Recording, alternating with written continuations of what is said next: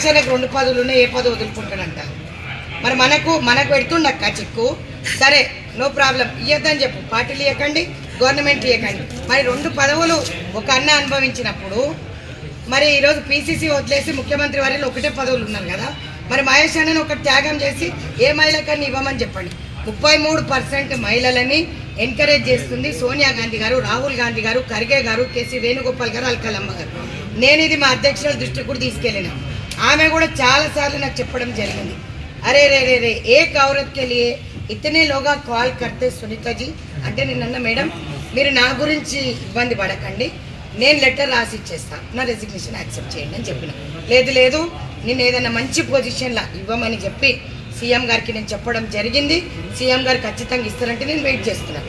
ఈరోజు నా చెల్లెళ్ళందరూ కూడా వెయిట్ చేయాలని లేదు కదా, సంవత్సరంన్నర ప్రతి అన్నకు తిరిగింది. డీసీసీ లెటర్లు కావాలని ఇచ్చినాం, కంటెస్టెడ్ ఎమ్మెల్యే లెటర్లు కావాలని రేవంత్ అని అన్నాడు, వాళ్ళే తీసుకురా మీకు పదవులు ఇస్తాను. మరి మా పేర్లు ఎందుకు వస్తలేవు? బీఆర్ఎస్ పార్టీ నుంచి వచ్చిన వాళ్ళు, బీజేపీ పార్టీ నుంచి వచ్చిన వాళ్ళు, వాళ్ళందరి పేర్లు వస్తున్నాయి.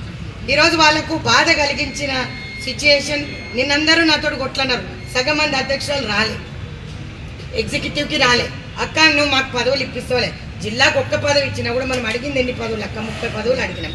ఈరోజు ఆ 30 పదవులలో ఒక్కొక్కటి జిల్లాకి ఇచ్చినా కూడా అన్న పెద్ద మనసు చేసుకున్న వాళ్ళందరితో వదిలే అక్క.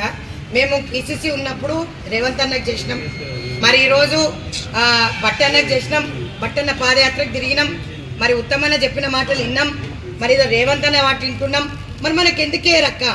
ఏదైనా సరే బయట ఉన్న వాళ్ళకి ట్యాగ్ ఉంటేనే వేస్తున్నాను. ఇంకో ప్రశ్న అడిగిన నన్ను మా చెల్లెను, ఇంకా నేను ఏం చెప్పాలో నాకు అర్థం కావట్లేదు. అక్క నా పక్కన రెడ్డి లేదు, నేను ఎస్సీని, సో నాకు ఇయ్యరా? ఎస్సీ ఎస్టీ బీసీ మైనారిటీ అందరినీ ఒకటే విధంగా చూస్తారని నువ్వు ప్రతి దగ్గర చెప్తున్నావు.